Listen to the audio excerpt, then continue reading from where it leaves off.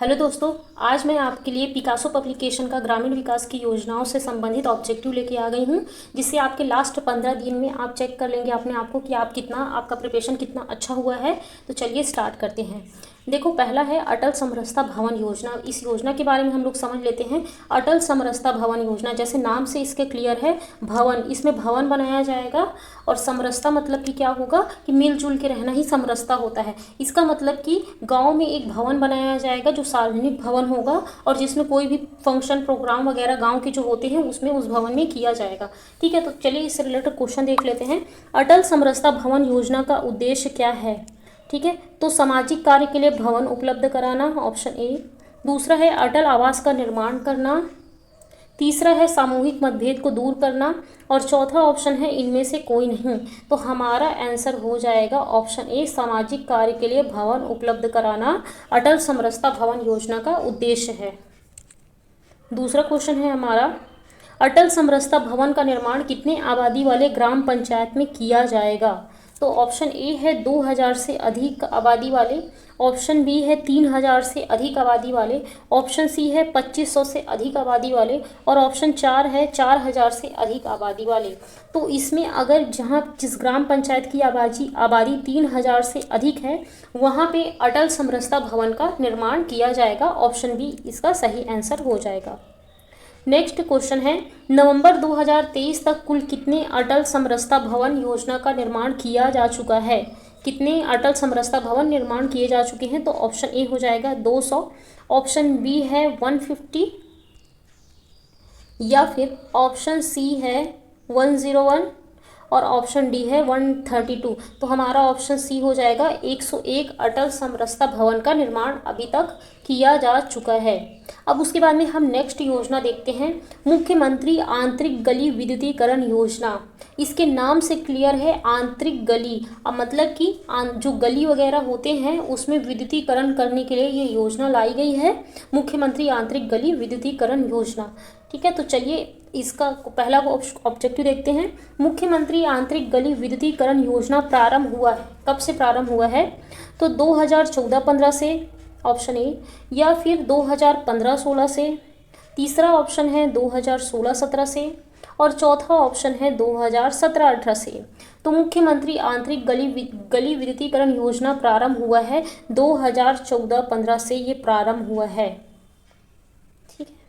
Next question है, मुख्यमंत्री आंतरिक गली विद्युतीकरण योजना के संबंध में असत्य कथन चयन कीजिए, लिखा है। इस योजना की शुरुआत वर्ष 2014-15 में की गई, ऑप्शन ए। या फिर इस योजना का उद्देश्य ग्रामीण घरों में विद्युतीकरण करना है, ग्रामीण घरों में असत्य कथन का चयन करना है। और सी ऑप्शन है, इसका क्रियान्वयन पंचायत एवं ग्रामीण विकास मंत्रालय द्वारा किया जाता है। या फिर इस योजना अंतर्गत राज्य सरकार द्वारा देय राशि का व्यय ग्राम पंचायत द्वारा किया जाता है। तो असत्य कथन का हमको चयन करना है, तो हमारा असत्य कथन हो जाएगा ऑप्शन बी, इस योजना का उद्देश्य ग्रामीण घरों में विद्युतीकरण करना नहीं है, बल्कि गांव के गलियों में विद्युतीकरण करना है। ठीक है, तो हमारा ऑप्शन बी गलत हो जाएगा, ऑप्शन ए सही होगा। इस योजना की शुरुआत 2014-15 में हुई, इसका क्रियान्वयन पंचायत एवं ग्रामीण विकास मंत्रालय के द्वारा किया जाता है, ये सही है। और इस योजना अंतर्गत राज्य सरकार का देय राशि का व्यय ग्राम पंचायत द्वारा किया जाता है, तो ये भी सही है। नेक्स्ट क्वेश्चन देखते हैं, मुख्यमंत्री आंतरिक गली विद्युतीकरण योजना का क्रियान्वयन कौन करता है? तो ऑप्शन ए है पंचायत विभाग, ऑप्शन बी है सहकारिता मंत्रालय, ऑप्शन सी है क्रीड़ा, और ऑप्शन डी है पंचायत एवं ग्रामीण विकास मंत्रालय। तो हमारा आंसर हो जाएगा पंचायत एवं ग्रामीण विकास मंत्रालय मुख्यमंत्री आंतरिक गली विद्युतीकरण योजना का क्रियान्वयन करता है। चलिए नेक्स्ट क्वेश्चन देखते हैं हम लोग, मुख्यमंत्री आंतरिक गली विद्युतीकरण योजना का वित्त पोषण कौन करता है? वित्त पोषण कौन करता है? तो केंद्र सरकार करता है, कि राज्य सरकार करता है, कि ग्रामीण विकास बैंक करता है, कि नाबार्ड करता है? तो मुख्यमंत्री आंतरिक गली विद्युतीकरण योजना का वित्त पोषण राज्य सरकार के द्वारा किया जाता है। नेक्स्ट क्वेश्चन है, मुख्यमंत्री आंतरिक गली विद्युतीकरण योजना का उद्देश्य क्या है? जन जागरूकता फैलाना, ऑप्शन ए। समावेशी विकास करना, सार्वजनिक स्थान व गांव के गलियों में लाइट लगवाना या फिर ग्राम पंचायत में सौर ऊर्जा लगवाना। तो ऑप्शन सी हमारा सही आंसर हो जाएगा। सार्वजनिक स्थान व गांव के गलियों में लाइट लगवाना ही मुख्यमंत्री आंतरिक गली विद्युतीकरण योजना का उद्देश्य है। नेक्स्ट क्वेश्चन है हमारा, वित्तीय वर्ष 2023-24 के बजट में मुख्यमंत्री आंतरिक गली विद्युतीकरण योजना के लिए कितना प्रावधान किया गया है, मतलब कितना पैसा आवंटित किया गया है। तो ऑप्शन ए है 5 करोड़, ऑप्शन बी है 10 करोड़, ऑप्शन सी है 15 करोड़ और ऑप्शन डी है 20 करोड़। तो इसके लिए बजट में प्रावधान किया गया है 10 करोड़ का, याद रखिएगा 10 करोड़ आसान है याद करने में। तो इसको कितना बजट में प्रावधान किया गया है, तो 10 करोड़ का।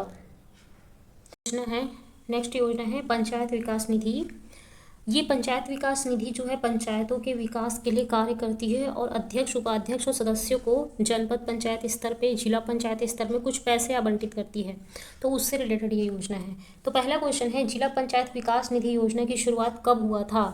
तो जिला पंचायत विकास निधि, जैसे इसके नाम से क्लियर है कि जिला पंचायत के विकास के लिए निधि मतलब पैसा उपलब्ध कराया जाएगा। तो ये कब शुरुआत हुआ था ये पूछा है। तो ऑप्शन ए है 2014-15 में, ऑप्शन बी है 2015-16 में, ऑप्शन सी है 2016-17 में और ऑप्शन डी है 2017-18 में। तो हमारा आंसर हो जाएगा ऑप्शन सी 2016-17 में जिला पंचायत विकास निधि योजना की शुरुआत हुई थी 2016-17 में, याद रखिएगा। नेक्स्ट क्वेश्चन है हमारा क्वेश्चन दूसरा इससे रिलेटेड, जिला पंचायत विकास निधि योजना का उद्देश्य है। तो उद्देश्य क्या है इसका। पहला ऑप्शन है अपूर्ण कार्य को पूर्ण करना, दूसरा ऑप्शन है स्थानीय आवश्यकता अनुरूप अधोसंरचना का निर्माण करना, या फिर तीसरा ऑप्शन है पिछड़े हुए गांव को विकास में शामिल करना। तो और चौथा ऑप्शन है उपरोक्त सभी। तो क्या हो जाएगा हमारा इसका आंसर, हमारा आंसर हो जाएगा उपरोक्त सभी। उपरोक्त सभी जिला पंचायत विकास निधि योजना का उद्देश्य है। नेक्स्ट क्वेश्चन है हमारा, जिला पंचायत विकास निधि योजना का वित्त पोषण प्रदान करता है। तो पैसा कहाँ से आता है और कौन आवंटित करता है। तो पहला ऑप्शन है केंद्र सरकार, दूसरा ऑप्शन है राज्य सरकार, तीसरा ऑप्शन है ग्रामीण विकास बैंक और चौथा ऑप्शन है नाबार्ड। तो वित्त पोषण जो इसको करता है जिला पंचायत विकास निधि को, वो राज्य सरकार करता है, याद रखिएगा राज्य सरकार करता है। नेक्स्ट क्वेश्चन है इससे रिलेटेड चौथा, जिला पंचायत विकास निधि योजना के अंतर्गत क्षेत्र के विकास कार्य के लिए अध्यक्ष को राशि दिया जाता है। अध्यक्ष उपाध्यक्ष को कुछ पैसे दिए जाते हैं, उसमें अध्यक्ष को कितना पैसा दिया जाता है ये पूछा गया है। ऑप्शन ए 15 लाख रुपए, ऑप्शन बी 10 लाख रुपए, ऑप्शन सी 5 लाख रुपए या फिर ऑप्शन डी 20 लाख रुपए। कितना राशि दिया जाता है अध्यक्ष को। तो अध्यक्ष को 15 लाख रुपए दिया जाता है, ये ध्यान रखिएगा आप। जिला पंचायत विकास निधि के तहत अध्यक्ष को 15 लाख रुपए दिया जाता है। नेक्स्ट है हमारा पांचवा क्वेश्चन, जिला पंचायत विकास निधि योजना के अंतर्गत क्षेत्र के विकास के लिए उपाध्यक्ष को कितनी राशि दी जाती है। तो अध्यक्ष को तो 15 लाख दिया गया था, अब उपाध्यक्ष को क्या 12 लाख दिया जाता है, या फिर उपाध्यक्ष को 5 लाख दिया जाता है, या उपाध्यक्ष को 15 लाख दिया जाता है, या फिर उपाध्यक्ष को 10 लाख दिया जाता है। तो हमारा आंसर हो जाएगा डी, 10 लाख रुपए उपाध्यक्ष को दिया जाता है और अध्यक्ष को 15 लाख दिया जाता है कि वो अपने एरिया में डेवलपमेंट करा पाएंगे। नेक्स्ट क्वेश्चन है, जिला पंचायत विकास निधि योजना के अंतर्गत क्षेत्र के विकास कार्य के लिए सदस्य को राशि दिया जाता है, मतलब जो वहाँ पे जिला पंचायत के जो सदस्य हैं उनको कितना राशि दिया जाता है। पहला ऑप्शन है 2 लाख रुपए, दूसरा ऑप्शन है 4 लाख रुपए, तीसरा ऑप्शन है 6 लाख रुपए और चौथा ऑप्शन है 8 लाख रुपए। तो यहाँ पे दिया जाता है सदस्यों को 2 लाख रुपए दिया जाता है सदस्यों को जिला पंचायत विकास निधि योजना के अंतर्गत। तो अध्यक्ष को दिया जाता है 15 लाख, उपाध्यक्ष को 10 लाख और सदस्य को, हर एक सदस्य को 2-2 लाख रुपए दिया जाता है। नेक्स्ट क्वेश्चन है हमारा, वित्तीय वर्ष 2023-24 में जिला पंचायत विकास निधि योजना के लिए बजट में प्रावधान किया गया है। तो बजट में कितना प्रावधान किया गया है। पहला ऑप्शन है 30 करोड़ रुपए, दूसरा ऑप्शन है 40 करोड़ रुपए, तीसरा ऑप्शन है 15 करोड़ रुपए, चौथा ऑप्शन है 22 करोड़ रुपए। तो जिला पंचायत विकास निधि योजना के तहत 2023-24 में 22 करोड़ रुपए का प्रावधान किया गया है। चलिए हम नेक्स्ट आगे बढ़ते हैं। अब जनपद पंचायत विकास निधि योजना के तहत हम लोग देखने वाले हैं। अभी तक हम लोग जिला पंचायत का देख रहे थे, अब जनपद पंचायत का। तो जनपद पंचायत विकास निधि योजना की शुरुआत कब हुआ ये पूछा है। तो पहला ऑप्शन है 2016-17, दूसरा ऑप्शन है 2017-18, तीसरा ऑप्शन है 2018-19 और चौथा ऑप्शन है 2019-20। तो हमारा जिला पंचायत विकास निधि योजना 2016-17 में चालू हुआ और जनपद पंचायत विकास निधि योजना हमारा चालू हुआ 2017-18 में। ठीक है, तो जनपद पंचायत विकास निधि योजना कब चालू हुआ? 2017-18 में चालू हुआ। तो हमारा आंसर हो जाएगा option number B 2017-18। Next question है, जनपद पंचायत विकास निधि योजना के अंतर्गत क्षेत्र के विकास हेतु अध्यक्ष को राशि दिया जाता है। जनपद पंचायत के तहत ना, तो अध्यक्षों को कितना राशि दिया जाता है यहाँ पे ये पूछा है। तो पहला ऑप्शन है 5 लाख रुपए, दूसरा ऑप्शन है 4 लाख रुपए, तीसरा ऑप्शन है 6 लाख रुपए और चौथा ऑप्शन है 8 लाख रुपए। तो ये जनपद पंचायत के तहत कितना राशि दिया जाता है अध्यक्ष को। वहाँ पे जिला पंचायत में अध्यक्ष को 15 लाख दिया जाता था, लेकिन यहाँ पे अध्यक्ष को दिया जाता है 5 लाख रुपए। ठीक है, 5 लाख ये दिया जाता है अध्यक्ष को, जनपद पंचायत के अध्यक्ष को 5 लाख रुपए अपने क्षेत्र के विकास के लिए दिया जाता है। नेक्स्ट क्वेश्चन है, जनपद पंचायत विकास निधि योजना के अंतर्गत क्षेत्र के विकास हेतु उपाध्यक्ष को राशि दिया जाता है। उपाध्यक्ष को कितना राशि दिया जाता है? तो ऑप्शन ए है 5 लाख रुपए, ऑप्शन बी है 4 लाख रुपए, ऑप्शन सी है 3 लाख रुपए, या फिर ऑप्शन डी है 8 लाख रुपए। तो उपाध्यक्ष को राशि दी जाती है, इसमें 3 लाख रुपए दिया जाता है और अध्यक्ष को दिया जाता है 5 लाख रुपए। नेक्स्ट क्वेश्चन है, वित्तीय वर्ष 2023-24 जनपद पंचायत विकास निधि योजना के लिए बजट में प्रावधान किया गया है। मतलब कि बजट में कितने पैसों का आवंटन किया गया है। पहला ऑप्शन है 60.82 करोड़ रुपए, दूसरा ऑप्शन है 85.61 करोड़ रुपए, तीसरा ऑप्शन है 90.43 करोड़ रुपए और चौथा ऑप्शन है 65.42 करोड़ रुपए। तो हमारा यहाँ पे आंसर हो जाएगा 65.42 करोड़ रुपए जनपद पंचायत विकास निधि योजना के तहत बजट में प्रावधान किया गया था। क्योंकि देखिए जनपद पंचायत होता है ज़्यादा, जिला पंचायत कम होता है, तो इसलिए वहाँ पे 22 दशमलव कुछ बजट में प्रावधान किया गया था, लेकिन जनपद पंचायत के लिए पैसे ज़्यादा आवंटित किए गए हैं, याद रखिएगा। नेक्स्ट है, जिला पंचायत विकास निधि योजना के संबंध में निम्नलिखित कथन असत्य है। असत्य कथन की पहचान करना है। तो असत्य अगर है मतलब गलत हो, वहाँ पे सबसे पहले आप टिक लगा लीजिएगा। पहला ऑप्शन है, जिला पंचायत विकास निधि योजना का प्रारंभ 2000 जिला पंचायत है ना 2016-17 में हुआ। दूसरा ऑप्शन है, जिला पंचायत विकास निधि योजना का मुख्य उद्देश्य अपूर्ण कार्य को पूर्ण करना है। क्या ये सही है या फिर असत्य पहचानना है इसमें? तीसरा ऑप्शन है, केंद्र सरकार द्वारा 100% राशि उपलब्ध कराई जाती है। और चौथा ऑप्शन है, जिला पंचायत अध्यक्ष विकास कार्य के लिए 1 करोड़ तक खर्च कर सकता है। तो यहाँ पे गलत कौन सा है ये पूछा गया है। तो जिला पंचायत अध्यक्ष के लिए तो हमने देखा था कि 15 लाख रुपए दिया जाता है, तो ये तो गलत हो गया चौथा। केंद्र सरकार 100% राशि उपलब्ध कराती है, तो ये भी गलत है। ठीक है, तो हमारा गलत कौन सा हो जाएगा? 3 और 4 हमारा जो ऑप्शन है वो गलत है। ठीक है, नेक्स्ट क्वेश्चन है हमारा, ग्रामीण क्षेत्र में ज़रूरतमंद के लिए अनाज व्यवस्था। ठीक है, ग्रामीण क्षेत्र में ज़रूरतमंद व्यक्ति को निःशुल्क खाद्यान्न उपलब्ध कराने के लिए सभी ग्राम पंचायत में सदैव खाद्य भंडार उपलब्ध रहेगा। तो यहाँ पे ये योजना जो है, इसमें हमेशा क्या किया जाता है, जो ज़रूरतमंद है, जैसे नाम से इसका क्लियर है कि ज़रूरतमंद के लिए अनाज की व्यवस्था किया जाएगा इस योजना के तहत, है ना। तो उसमें कुछ सभी ग्राम पंचायत में कुछ जो खाद्यान्न जो है वो हमेशा उपलब्ध होगा, क्योंकि अचानक से कभी किसी को ज़रूरत पड़ गई तो फिर वो कहाँ जाएंगे। तो इसके लिए यहाँ पे ये पूछा है कि कितना खाद्यान्न भंडार उपलब्ध रहेगा हमेशा सदैव। तो पहला ऑप्शन है 1 क्विंटल, दूसरा ऑप्शन है 2 क्विंटल, तीसरा ऑप्शन है 3 क्विंटल और चौथा ऑप्शन है 4 क्विंटल। तो यहाँ पे सभी ग्राम पंचायत में 1 क्विंटल मतलब 100 किलो खाद्यान्न उपलब्ध होगा ज़रूरतमंदों के लिए, अगर अचानक से ज़रूरत पड़ जाती है उनको। तो दूसरा क्वेश्चन है हमारा, ग्रामीण क्षेत्र में जरूरतमंद व्यक्तियों को निःशुल्क खाद्यान्न तत्काल उपलब्ध कराया जाएगा। तो पहला ऑप्शन है 10 किलोग्राम, दूसरा ऑप्शन है 5 किलो, तीसरा ऑप्शन है 15 किलो और चौथा ऑप्शन है 20 किलो।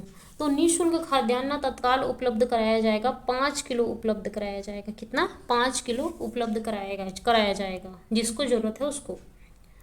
नेक्स्ट क्वेश्चन है हमारा, निम्नलिखित में से असत्य कथन है, असत्य कथन इसमें बताना है। तो जिला पंचायत विकास निधि योजना की शुरुआत 2016-17 में हुई है, क्या ये सही है? बताइए। दूसरा ऑप्शन है जनपद पंचायत विकास निधि योजना 2017-18 में चालू हुआ। तीसरा ऑप्शन है ग्रामीण क्षेत्र में जरूरतमंदों के लिए अनाज व्यवस्था 2019-20 में चालू हुई। ये चौथा ऑप्शन है छत्तीसगढ़ राज्य ग्रामीण एवं अन्य पिछड़ा वर्ग विकास प्राधिकरण 2 दिसंबर 2020 को बना। छत्तीसगढ़ राज्य ग्रामीण एवं अन्य पिछड़ा वर्ग विकास प्राधिकरण 2 दिसंबर 2020 को बना। तो इसमें गलत चूज करना है, असत्य कथन। तो पहला वाला तो सही है, जिला पंचायत विकास निधि योजना 2016-17 में चालू हुई। जनपद पंचायत वाला जस्ट 1 साल बाद 2017-18 में। और ग्रामीण क्षेत्र में जरूरतमंदों के लिए अनाज व्यवस्था 2019-20 में, ये गलत है। ठीक है, गलत चूज करना था तो हमारा ये गलत हो जाएगा। और चौथा ऑप्शन है छत्तीसगढ़ राज्य ग्रामीण एवं अन्य पिछड़ा वर्ग विकास प्राधिकरण 2 दिसंबर 2020 को बना है, इसको आप याद रखिएगा। ठीक है, नेक्स्ट क्वेश्चन है हमारा, ग्रामीण क्षेत्र में जरूरतमंद के लिए अनाज व्यवस्था के संबंध में निम्नलिखित कथन सत्य है। कौन सा कथन सत्य है बोला है? योजना का प्रारंभ 2014-15 में हुआ। दूसरा ऑप्शन है सूखाग्रस्त तहसीलों के ग्राम पंचायतों में जरूरतमंद के लिए निःशुल्क अनाज व्यवस्था करना सूखाग्रस्त क्षेत्रों में। तीसरा ऑप्शन है प्रत्येक ग्राम पंचायत में 1 क्विंटल खाद्यान्न सदैव उपलब्ध रहेगा। चौथा ऑप्शन है जरूरतमंद व्यक्तियों को तत्काल 25 किलोग्राम खाद्यान्न उपलब्ध कराया जाएगा। तो चौथा वाला ऑप्शन तो गलत है। तीसरा ऑप्शन सही है, प्रत्येक ग्राम पंचायत में 1 क्विंटल खाद्यान्न सदैव उपलब्ध रहेगा। और सूखाग्रस्त तहसीलों को ग्राम पंचायत में जरूरतमंद के लिए निःशुल्क अनाज व्यवस्था करना, तो 2 और 3 हमारा सही हो जाएगा। तो ऑप्शन बी हमारा सही हो जाएगा, 2 और 3 सत्य है। ठीक है, चलिए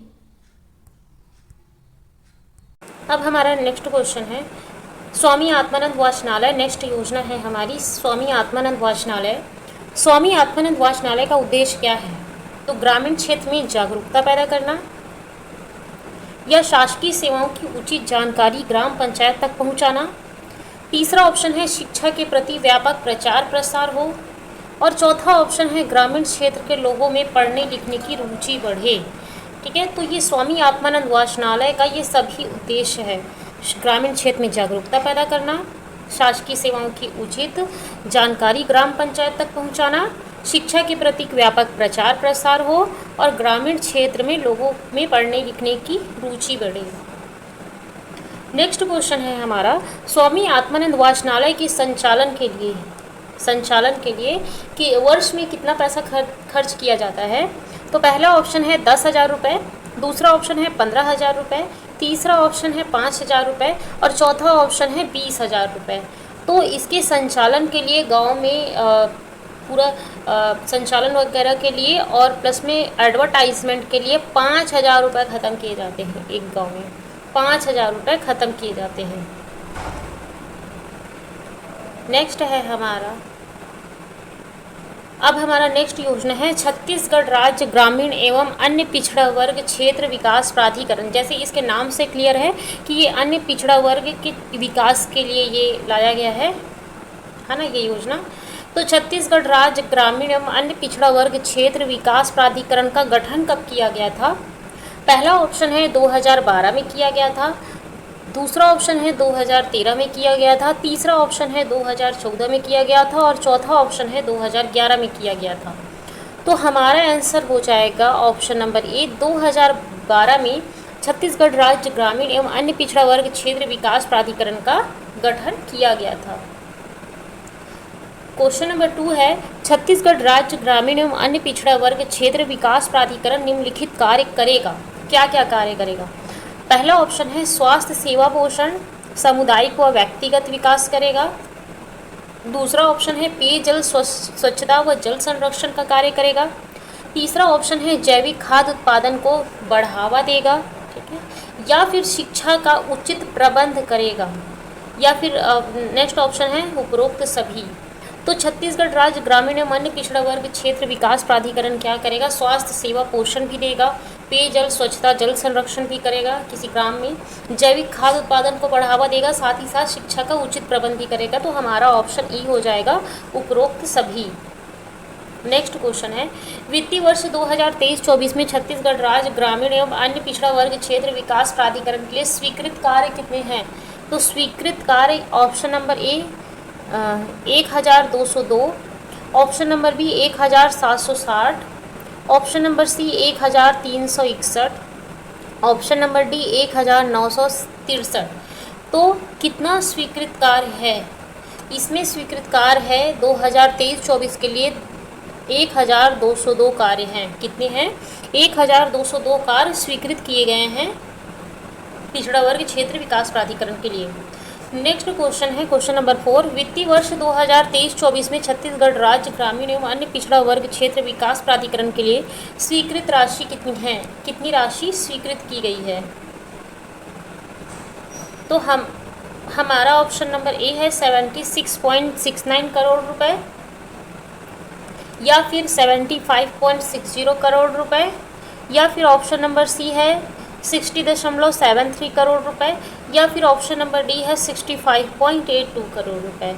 तो स्वीकृत राशि है 75.60 करोड़ रुपए स्वीकृत राशि की गई है। हमारा अब नेक्स्ट योजना है त्रिस्तरीय पंचायती राज संस्थाओं में क्षमता विकास योजना। यहाँ पे त्रिस्तरीय पंचायती राज में क्षमता के विकास के लिए योजना लाई गई होगी, जैसे इसके नाम से क्लियर है। तो त्रिस्तरीय पंचायती राज संस्थानों में क्षमता विकास योजना का प्रारंभ कब हुआ? क्या 2014-15 में हुआ, या फिर 2015-16 में हुआ, या फिर 2016-17 में हुआ, या 2017-18 में हुआ? तो त्रिस्तरीय पंचायती राज संस्थानों में क्षमता विकास का जो योजना है वो 2016-17 में प्रारंभ हुआ। 2016-17 में त्रिस्तरीय पंचायती राज संस्थानों में क्षमता विकास योजना का वित्त पोषण प्रदान करता है। मतलब पैसा कौन देता है? केंद्र सरकार देता है क्या, राज्य सरकार देता है क्या, और या फिर केंद्र सरकार राज्य सरकार दोनों मिलकर देता है, या फिर नाबार्ड देता है? कौन देता है? इसमें राज्य सरकार पैसा देता है। त्रिस्तरीय पंचायती राज संस्थानों में क्षमता विकास योजना में वित्त पोषण राज्य सरकार करता है। नेक्स्ट क्वेश्चन है, वित्तीय वर्ष 2023-24 में त्रिस्तरीय पंचायती राज संस्थाओं में क्षमता विकास योजना के लिए बजट का प्रावधान किया गया। पैसा इसमें कितना आवंटित किया गया पूछ रहा है। ऑप्शन नंबर ए है 15 करोड़, ऑप्शन नंबर बी है 25 करोड़, ऑप्शन नंबर सी है 20 करोड़, और ऑप्शन नंबर डी है 30 करोड़। तो इसमें बजट का प्रावधान किया गया 20 करोड़ रुपए का। 20 करोड़ रुपए का प्रावधान किया गया।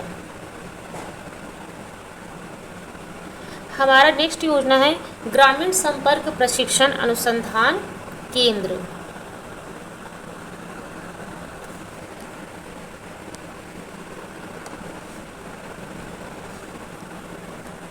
ग्रामीण संपर्क प्रशिक्षण योजना, पहला ऑप्शन है ग्रामीण संपर्क प्रशिक्षण अनुसंधान केंद्र कहाँ पे स्थित है?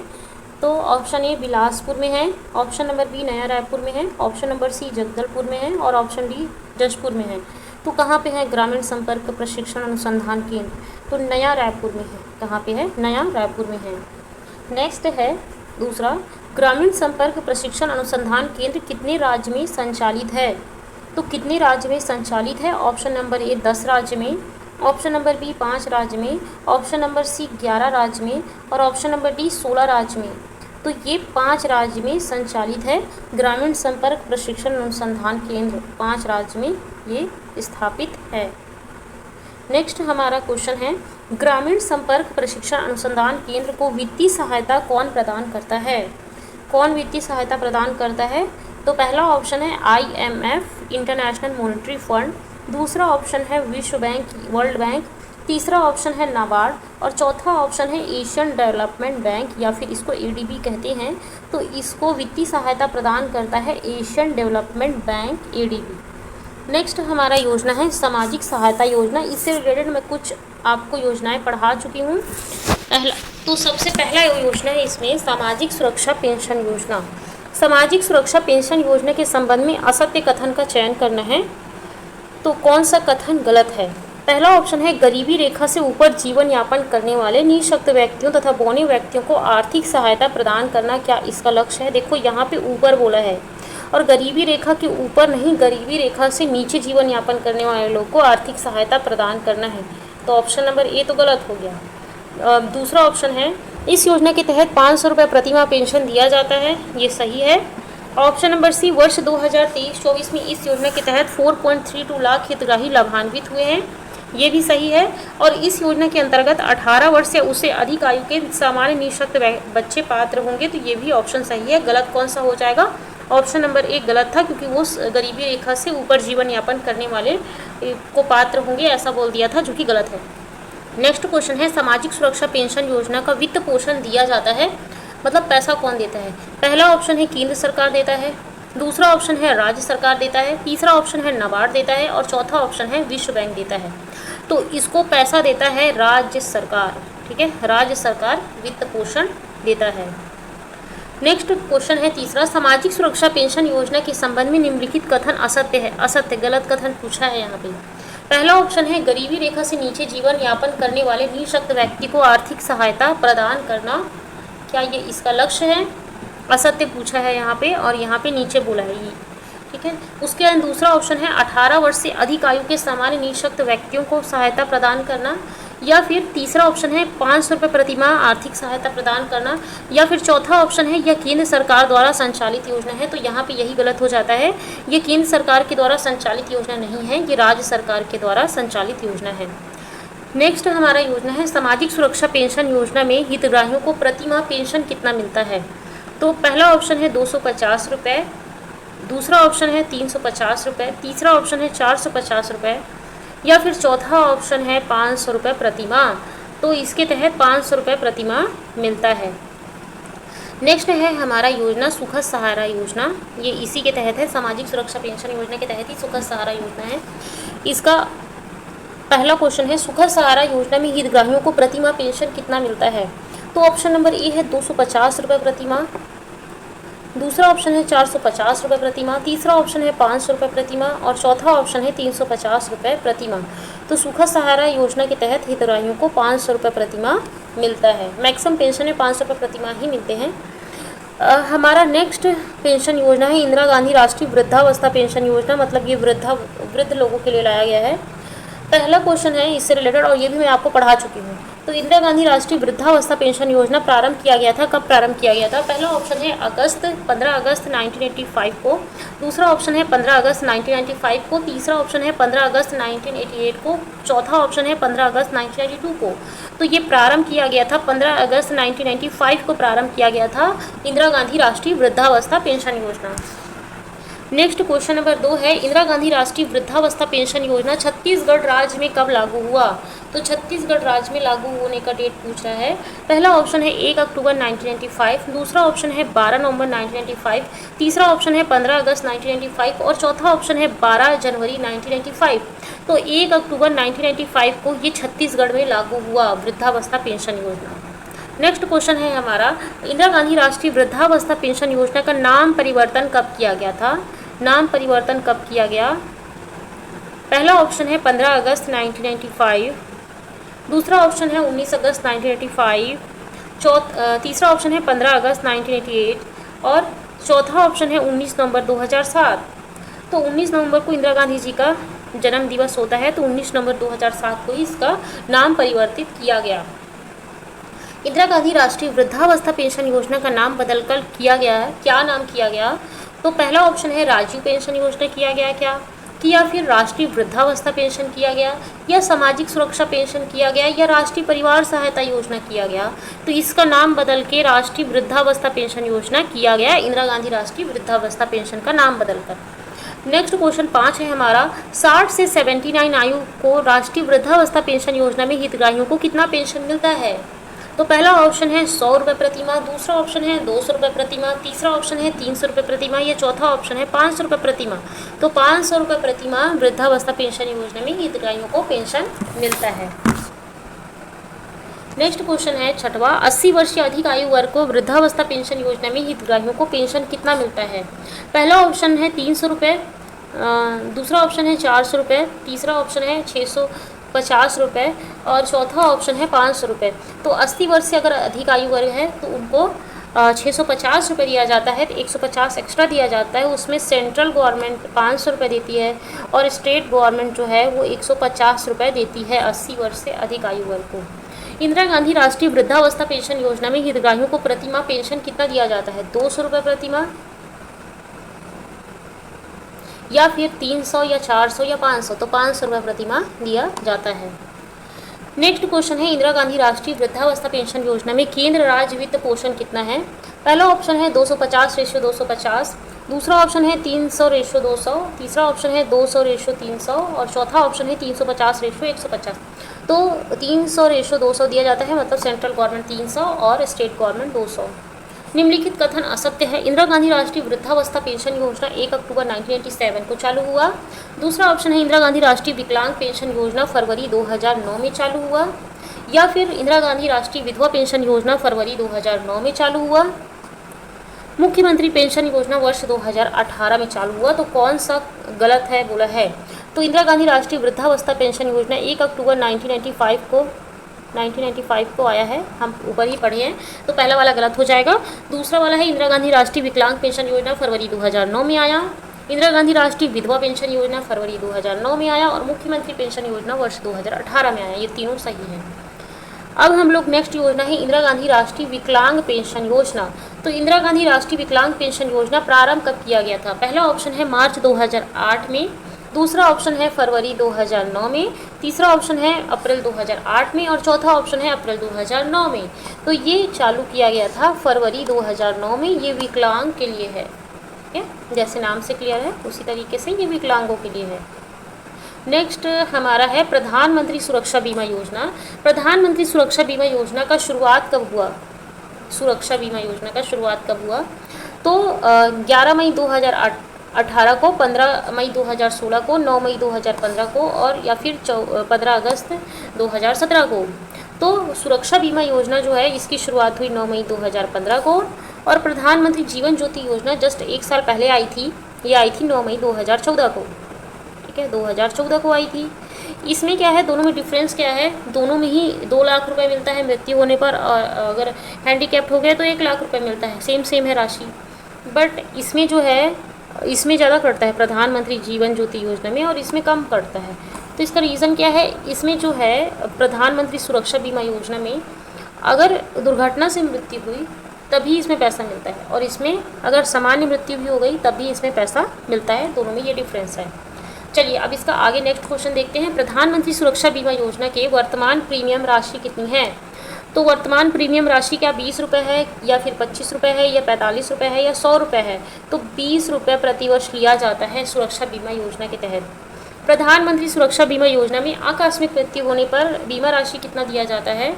तो 1 लाख रुपए दिया जाता है, 2 लाख दिया जाता है, 3 लाख दिया जाता है या 5 लाख दिया जाता है? तो इसमें 2 लाख रुपए दिया जाता है मृत्यु होने पर। प्रधानमंत्री सुरक्षा बीमा योजना में आंशिक विकलांगता हो जाता है तो उसमें कितना राशि दिया जाता है? तो मैं इसमें आप थोड़ा डायरेक्ट बता देती हूँ क्योंकि टाइम बहुत ज़्यादा हो गया। 1 लाख रुपए दिया जाता है अगर विकलांग हो गए तो। फिर उसके बाद में आता है नेक्स्ट प्रधानमंत्री जीवन ज्योति योजना।